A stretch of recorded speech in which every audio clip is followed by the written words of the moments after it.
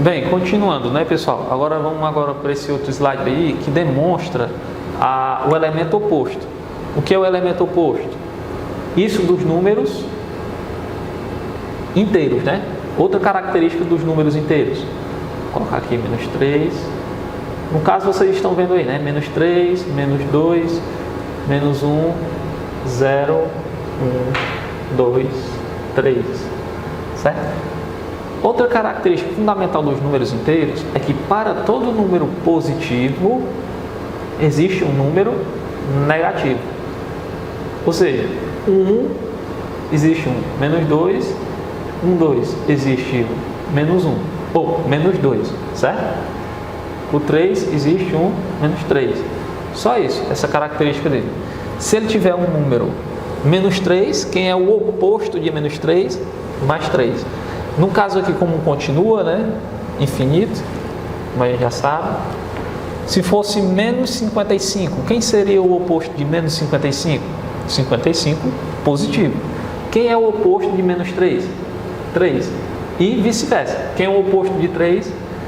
Menos 3. Certo, pessoal? Agora vamos utilizar a potenciação dos números inteiros. Certo?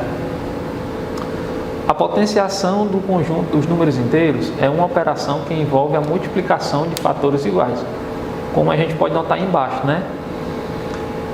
No caso, 4 elevado a 3, na potência 3, o que é? É 4 vezes 4 vezes 4. Isso é só para demonstrar, certo, pessoal? E no caso aí do menos 2 elevado a 4. Neste caso aí, fica menos 2, menos 2, menos 2, menos 2. Tudo multiplicado, né? 2 vezes 2, 4, 4 vezes 2, 8, 8 vezes 2, 16. Pronto. E o segundo, a diferença do primeiro aí para o segundo é que o primeiro está positivo e o segundo está negativo. Ou seja, quando o expoente estiver elevado ao número ímpar, que no caso aí é o 5, o resultado vai continuar sendo negativo. Quando o elemento tiver... Aliás, quando o número for elevado a um número par, que no caso aí é 4, o resultado fica positivo, certo? E no caso, se for um número ímpar, o resultado vai ficar negativo, certo? Isso é só para a gente entender mais um pouco, certo? Radiciação em Z. A existência da radiciação em Z depende da potenciação, isto é, podemos escrever o seguinte: raiz de 4 é igual a 2 porque 2 elevado a 2 é igual a 4. É só para a gente ter uma noção aí, pessoal, de que a raiz está relacionada com a potência, certo? A gente vai resolver exercícios mais na frente, isso aqui vai ficar bem mais fácil. Agora vamos fazer operações no conjunto inteiro, né? Os números inteiros são amplamente utilizados no dia a dia e nas várias ciências para representar saldo bancário, temperatura, altitude e outros. Qual a vantagem dele com relação aos números naturais? Porque eles possuem os números negativos. Como assim? Se eu tenho um saldo no banco de R$100, o que é isso? Eu tenho R$100 no banco. Mas se eu tiver uma conta no banco, ou o banco, por exemplo, a gente paga todo mês, pagamos uma taxa ao banco, então ficamos devendo ao banco, vamos supor que seja uma taxa de R$10, ou seja, ele vai ser representado por um déficit de menos 10, certo? Vamos olhar esse exemplo aí embaixo, ó. Mais 3, mais 5, ó. Tinha 3 e depositei mais 5, ou seja, eu tinha 3 positivo, eu já tinha R$3, depositei, ou seja, somei mais 5, fiquei com saldo de 8, até aí tudo bem, é natural a gente fazer isso, né? Um outro exemplo, ó, tinha 3 e gastei 5, ou seja, eu tinha 3 e gastei 5, opa, se eu tinha R$3, eu gastei mais, então eu fiquei devendo R$2, né? Porque eu só tinha 3, então no caso eu tive que pedir R$2 emprestado para alguém. Quando eu fico devendo, o meu saldo é o quê? negativo. Por isso que tem outro exemplo aí, ó. Mais 3 mais menos 5, certo? O outro exemplo aí, ó. Devia 3 e depositei 5. Fiquei com saldo positivo de 2. Ou seja, no caso, eu pedi emprestado a uma pessoa R$3, mas ela não tem troco, certo? Então, se eu estava devendo ela R$3 e dei os R$5 para ela, quem ficou me devendo foi ela. Ou seja, eu tenho de saldo com essa pessoa R$2, certo? Bem, pessoal, para a gente entender melhor esse exemplo aí, vamos para a luz, vamos resolver aqui algumas questões, né? Vamos utilizar como exemplo o que está aí no slide. A primeira situação, nós temos o quê? Tinha 3 e depositei mais 5. Ou seja, ele tinha 3 e depositou mais 5. Pessoal, aqui tudo bem, a gente costuma fazer isso. Tenho R$3, vou somar com mais 5, eu somo tudo, dá 8. Certo, até aí tranquilo. Mas se eu tiver... um exemplo aqui, ó. Aqui eu coloquei mais 3, mas não necessariamente teria que vir um mais aqui. Poderia ser só assim, ó. Certo? Mas a gente sabe intuitivamente, a partir de agora, que mesmo não tendo, é como se tivesse. Agora vamos para o segundo exemplo, né? Tinha 3 mais e gastei mais, né? Mais e gastou quanto? Tinha 3 e gastei 5. Se ele gastou, pessoal, então ele tirou menos 5. É um gasto. E agora? Como é que eu vou resolver isso aqui? Né? Já que nós temos um número negativo. Primeiro, o sinal que vai ficar aqui, ó, vai ser o número, aliás, o sinal do maior número. Quem é maior? 3 ou 5? É o 5. Então, vai ficar qual sinal aqui logo no início? O do menos. Certo? Então, agora eu realizo normal. Faço a conta normal. 5 menos 3, 2. Ou seja, eu tinha R$3 de saldo. Aliás, como é que é? Eu tinha R$3, porém eu gastei 5. Quanto eu fiquei devendo com saldo negativo? R$2, certo? O outro exemplo aí, ó. Devia 3, já começou devendo, ó. Devia 3 e depois e depositei 5. Depositou 5, ó. Então no caso aqui, ó, quem é o sinal do maior? É o 3 ou é o 5? Maior no caso? No caso é o 5. O 5 agora está positivo ou negativo? Positivo. Agora vai dar um número positivo. 5 menos 3, 2. Então eu fiquei com um saldo de 2, certo? Agora vamos para o último exemplo lá. Devia 3 e gastei, depois eu gastei 5. Gastou e tirou 5. Agora quanto é que eu vou ficar devendo no final? Percebam aí, ó, que tanto 5 quanto 3 possuem o mesmo sinal, negativo. Ou seja, aqui consequentemente vai ser negativo.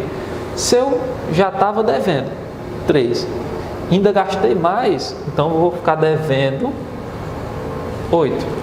Certo, pessoal? Vamos para o próximo exemplo. Pronto. Agora vamos ver como é que se comporta a soma algébrica, né? Utilizando números inteiros. Vamos ver esse exemplo aí, ó.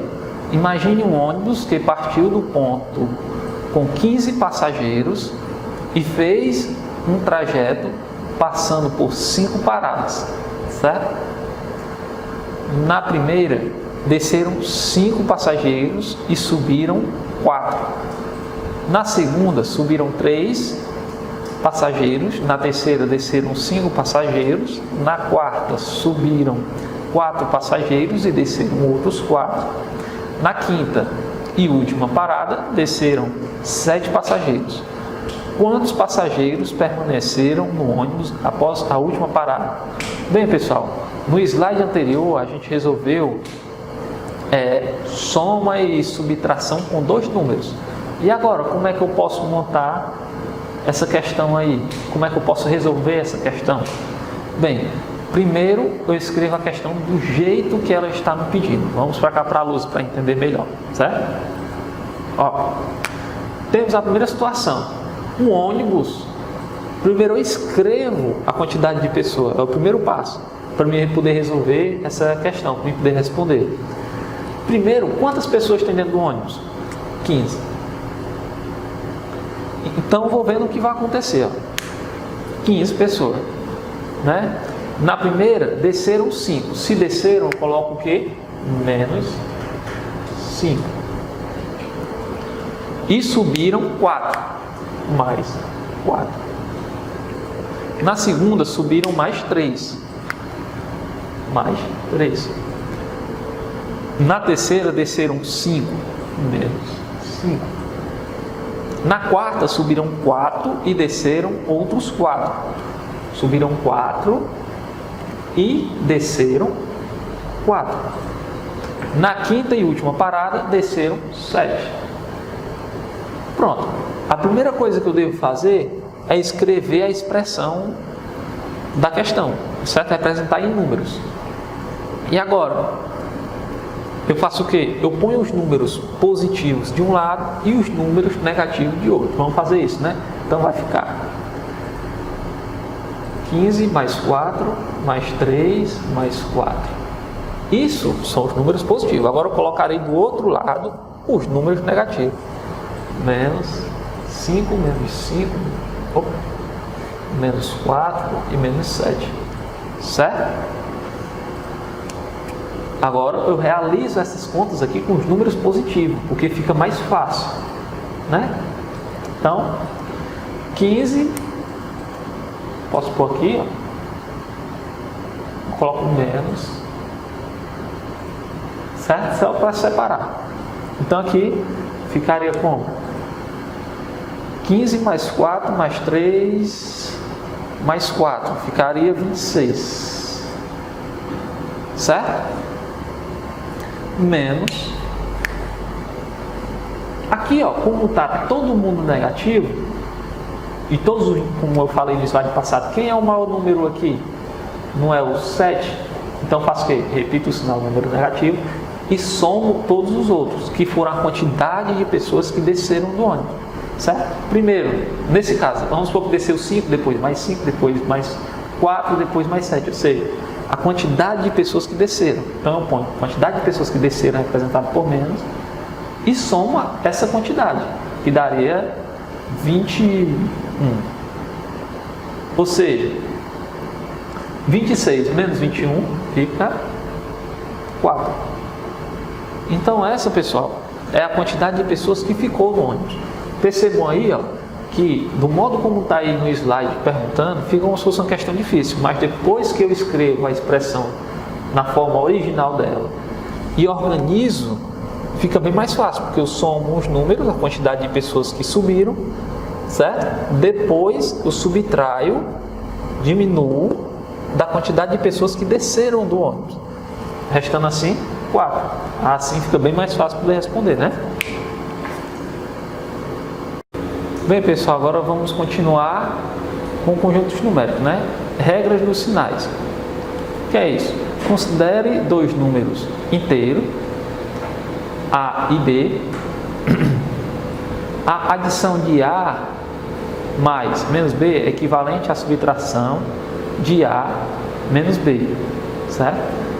Essa regrazinha dos sinais foi o que a gente acabou de fazer no slide anterior, certo? A gente não viu ainda, foi multiplicação. Então ele deu um exemplo aí, ó. Positivo vezes positivo é igual positivo. Positivo vezes negativo é igual negativo. Negativo vezes positivo, negativo. Negativo vezes negativo, positivo. Aí, pessoal, ele deu alguns exemplos aí do lado. Para a gente entender melhor, vamos para a lousa, certo? Vamos primeiro entender a questão da multiplicação. Quando eu tenho um número positivo e multiplico por um número positivo, eu obtenho o quê? Outro número positivo. Se eu tiver um número positivo e multiplicado com um número negativo, eu obtenho um número negativo. Se eu tiver um negativo vezes um positivo, eu obtenho um negativo. No caso, se eu tiver um número negativo vezes um número negativo, eu obtenho um número positivo. Pessoal, percebam que esses exemplos aqui é o mesmo, dá o mesmo resultado. Ou seja, se eu tiver um positivo com um negativo, já dá negativo, certo? Ou um negativo com um positivo não interessa, vai dar o quê? Um negativo. Como a gente pode ver aí no slide, ele diz o quê? Que um número negativo com outro número negativo dá um número positivo. Eu coloquei dessa forma aqui para facilitar a memorização. Mas aqui é como se fosse o primeiro exemplo aí. 3, que é um número positivo, vezes 3, né? Seria mais, vezes mais, seria um número positivo, 9. No caso, se fosse mais 3, multiplicando menos 3. Simples. Eu faço o quê? Mais com menos é menos. 3 vezes 3, 9. O mesmo exemplo. No caso, eu vou só inverter, né? Aqui vai ficar menos 3. Só invertir a posição aqui, né? No caso, vai ficar menos com mais, continuar, menos 9. Outro caso.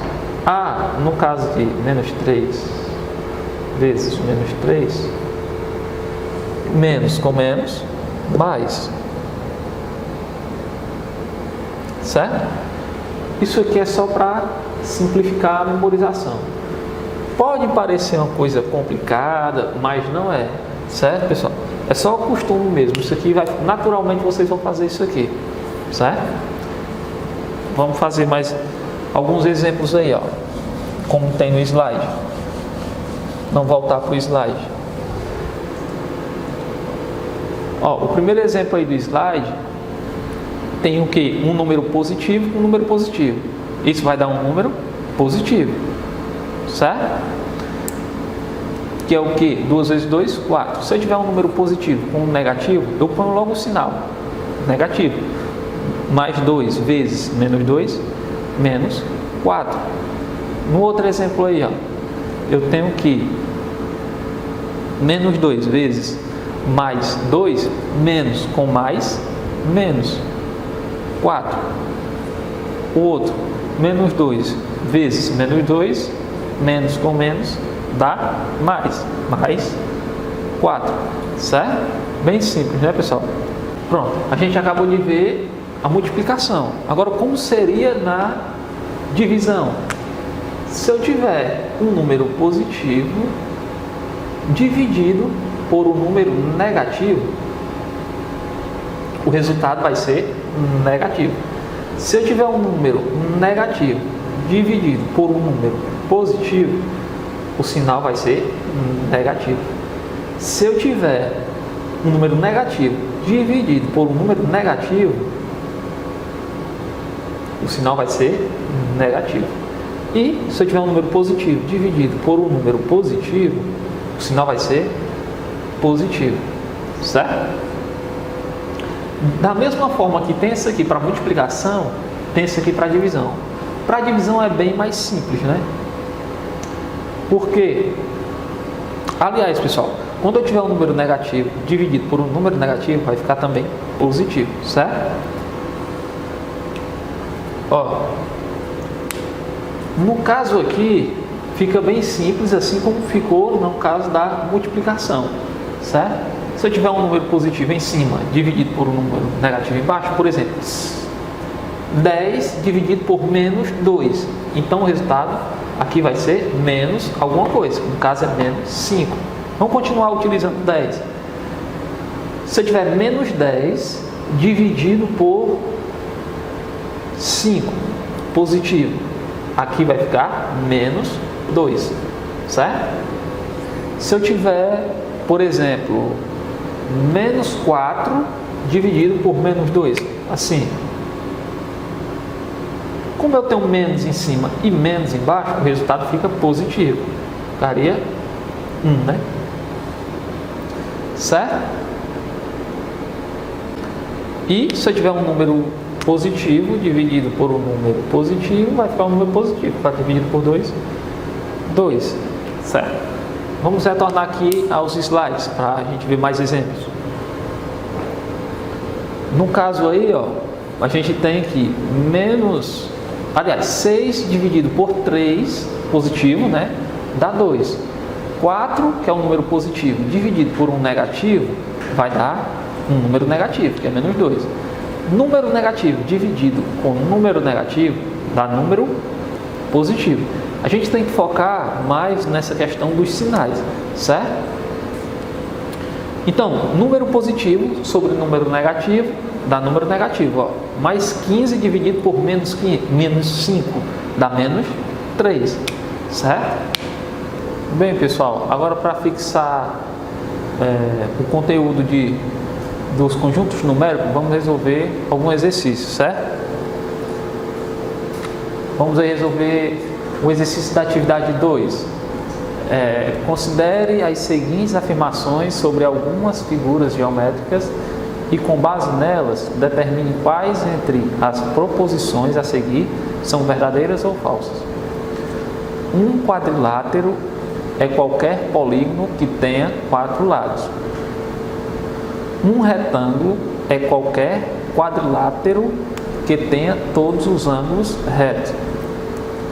Losango é um quadrilátero que tem todos os lados da mesma medida. Um paralelogramo é um quadrilátero que tem os lados paralelos 2 a 2. Vamos ver se o item A é verdadeiro ou falso. O conjunto dos retângulos é um subconjunto do conjunto dos quadriláteros. Bem, pessoal, vamos relembrar o que é o subconjunto, né? Subconjunto é aquele que está contido dentro de um conjunto. Vamos para a lousa para melhorar essa ideia. Bem, pessoal, ó, nesse item A aí, vou colocar o item A. Ele diz o quê? O conjunto dos retângulos é um subconjunto dos quadriláteros. Ou seja, vamos colocar aqui o conjunto dos retângulos. Vamos colocar por R, certo? E o conjunto dos quadriláteros, vamos colocar com Q. Ele está dizendo na questão que o conjunto dos retângulos é um subconjunto dos quadriláteros.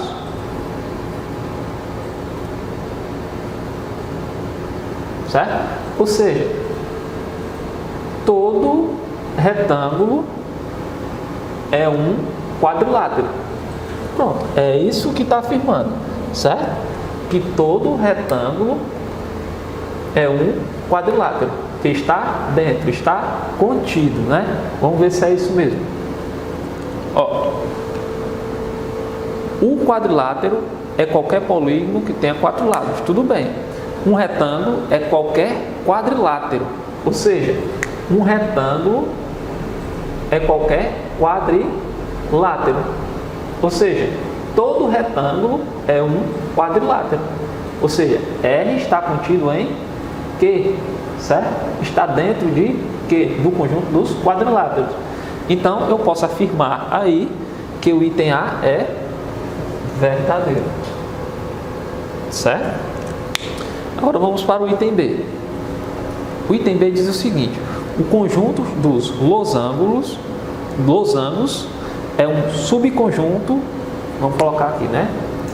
O conjunto do losango, vamos colocar um L, certo? É um subconjunto dos quadrados, do conjunto dos quadrados, vamos ver, dos quadrados, vamos colocar um Q novamente. Um subconjunto, se ele é um subconjunto, ele está dentro. Então, L é um subconjunto dos quadrados. Isso é o que ele está afirmando, que, ou seja, todo losango faz parte do conjunto dos quadrados. Será que isso é verdade? Aí nós vamos para essas opções aí, né? Ó, o que é que fala sobre losango? Losango é um quadrilátero que tem todos os lados de mesma medida. Ou seja, o losango é um quadrilátero. Certo? Tudo bem. Ele é um quadrilátero, mas não necessariamente é um quadrado, certo? Neste caso aqui, ó, ele afirma que sim, que o losango obrigatoriamente é um quadrado. Isso é um enunciado da questão B, né? Mas, pelo que a questão não diz, pelas características do losango, é um quadrilátero, certo? Não necessariamente ele tem que ser um quadrado. Então, essa opção aqui é falsa. Vamos para o item C. O conjunto dos quadrados é um subconjunto do conjunto dos retângulos. Ó, um conjunto dos quadrados, vamos botar um conjunto dos quadrados representado por A. Tá aqui. Conjunto dos quadrados. Tá assim, né? Conjunto dos quadrados, né? Representando aqui o conjunto dos quadrados. É um subconjunto do retângulo. Vamos botar um R aqui. E um retângulo. Certo? Ou seja, a questão está me dizendo que o A é um subconjunto dos retângulos. Vamos ver se isso é verdadeiro ou falso. Quais são as informações que a gente tem sobre o quadrado? O conjunto dos quadrados é subconjunto do conjunto dos retângulos. Cadê onde é que ele fala sobre quadrilátero? Um quadrilátero é qualquer polígono que tenha 4 lados.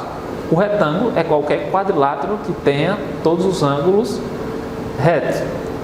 Ou seja, o retângulo tem todos os seus ângulos retos, certo? E o quadrado? Pessoal, o que é ângulo reto? É um ângulo de 90 graus. Vamos desenhar aqui um quadrado, né? No caso aqui, o primeiro exemplo, ó. Eu tenho um quadrado. Esse ângulo que ele está falando aí é o ângulo de 90 graus, que tem os 4 lados formando o ângulo de 90 graus. É isso aqui, certo? Quando eles são perpendiculares. Um retângulo também tem 4 lados de 90 graus? Também tem, né, pessoal? Ó, formando 90 graus. Ou seja, todo quadrado, como ele está lendo lá, ó, todo quadrado está contido nos retângulos pelas características que ele disse. Ou seja, todo quadrado possui 4 lados de 90 graus, que isso inclui um retângulo. É verdade? É, né, pessoal? Vê. Certo? Bem, pessoal, agora vamos resolver o item D. O conjunto dos paralelogramos é um subconjunto do conjunto dos retângulos. O paralelogramo é um subconjunto dos retângulos, certo? Agora vamos ver as características do paralelogramo e do retângulo. O paralelogramo é um quadrilátero que tem os lados paralelos 2 a 2, certo? Os lados paralelos 2 a 2. Pronto, isso é um paralelogramo, certo? E o que é o retângulo? É qualquer quadrilátero que tem todos os ângulos retos. Tudo bem. Agora vamos ver se todo paralelogramo é um retângulo, porque ele está dentro dos retângulos. Primeiro, um paralelogramo obrigatoriamente tem que ter um ângulo de 90 graus. Ele diz isso na questão? Ele não nos diz isso. O que é que ele nos diz? Que tem que ser retas paralelas, que é nesse caso aqui, ó, certo? Mas não necessariamente os ângulos têm que ser de 90 graus. Ou seja, esse item é o quê? Falso. Agora vamos para o último item, né? Item E. O conjunto dos retângulos é um subconjunto do conjunto dos paralelogramos. O conjunto dos retângulos é um subconjunto dos paralelogramos. Agora é a situação inversa, né? Retângulo é um subconjunto dos paralelogramos. Primeiro, vamos ver se todo retângulo tem características de um paralelogramo. O que é um paralelogramo? Aliás, o nome difícil, né, pessoal? Paralelogramo tem em comum, que ele nos diz da questão, é um quadrilátero que tem os lados paralelos 2 a 2, certo? Todo retângulo possui os lados paralelos 2 a 2? Possui, né, pessoal?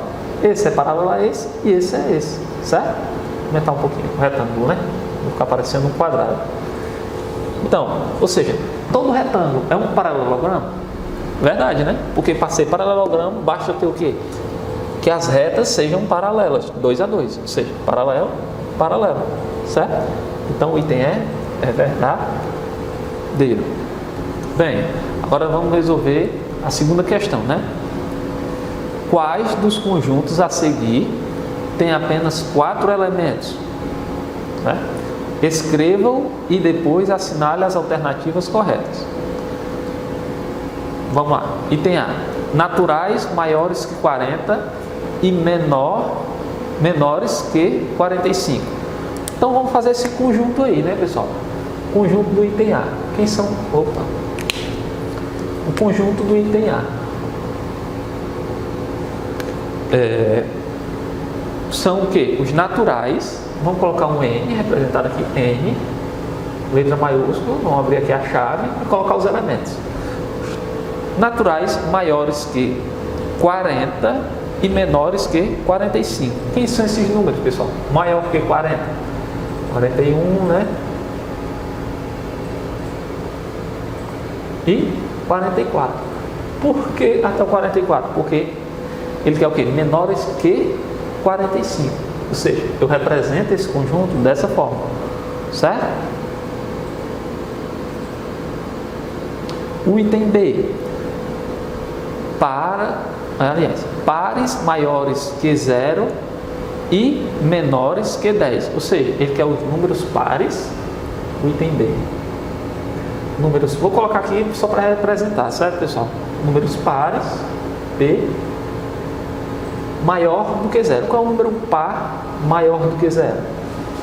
O 2, o 4, o 6, o 8. Certo? E menor do que 10. Embora o 10 seja um número par, eu não posso colocar, porque tem que ser menor do que 10. Certo?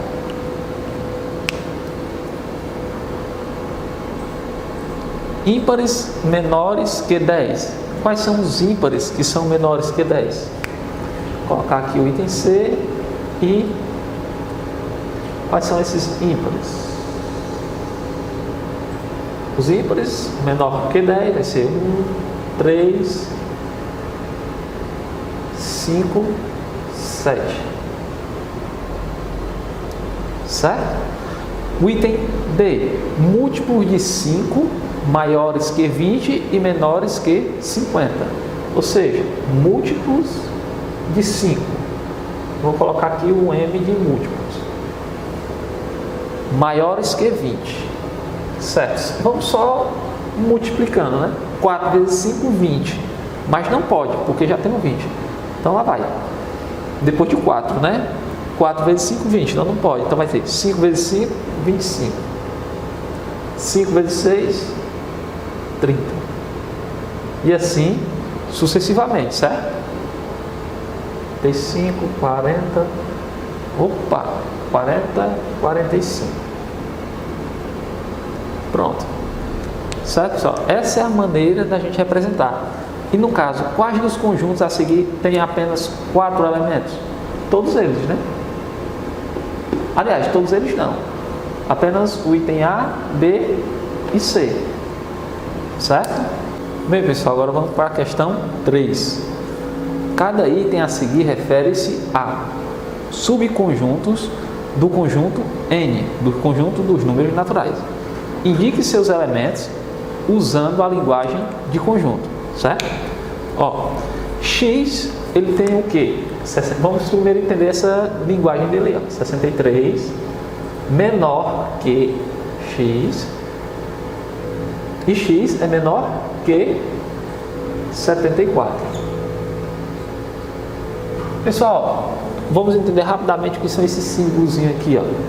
Isso significa que os valores cabíveis em X, que X pode assumir, estão entre 63 e 74.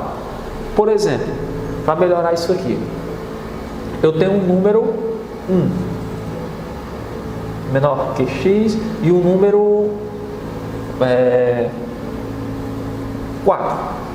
Ou seja, quais são os números? Ou seja, X pode assumir quais valores? Pode assumir 2 e 3.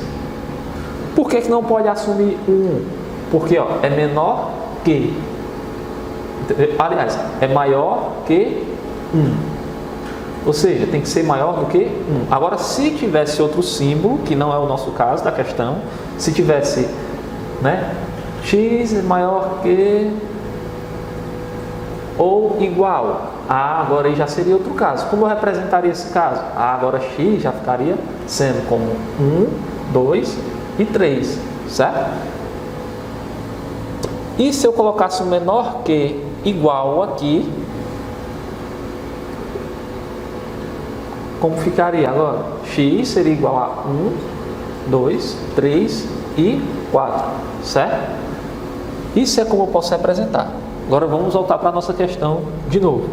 Ele quer X, os números que estão aqui dentro, porém, ele quer os números pares. Então vamos lá. Qual é o próximo número depois de 63? Porque não pode. X é maior que 63. Vai ser o quê? 64. Vamos representar assim, ó, o conjunto, né? X, conjunto 64. O 65 está dentro do número, está dentro desse intervalo? Está, mas ele pediu lá no início da questão os números pares. Então, eu só vou pôr números pares. 64, 66, 68, 72, pronto, 72. Esses são os números, certo? Eu não posso colocar outros números aqui, eu não posso colocar o 74, porque o X ele é menor que 74, né? Só para dar uma reforçada, eu só poderia colocar o 74 se tivesse um símbolo ou uma linhazinha aqui embaixo, que ficaria menor ou igual, certo? Mas como não é o nosso caso. Então esses são os elementos, certo? O item A. Agora vamos para o item B. O que é que ele pede no item B? Ele quer Y é ímpar e 22 menor que. Vou colocar o item aqui. Nós temos o seguinte: 22 menor que X menor que 33. Agora ficou mais fácil, né, pessoal? Quais são os valores que X pode assumir? Eles estão entre 22 e 33. Porém, ele quer os números, aliás, não é X, né? Y. Então, quais são esses valores? Y é igual a... Posso pôr o 22? Não. Por quê? Primeiro, porque ele é menor, aliás, ele é maior que 22. E o número maior que 22 é o 23. Então, eu não posso colocar ele, né? O 22. Posso colocar o 23? Posso, porque é um número ímpar, é o que ele quer. Y seja ímpar e esteja nesse intervalo aqui.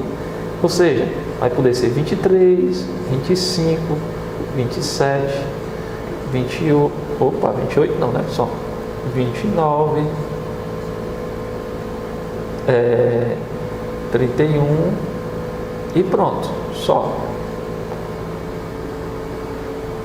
Porque 32 é par. Por que parou no 31? Porque 32 é um número par e eu não posso colocar 33, porque o y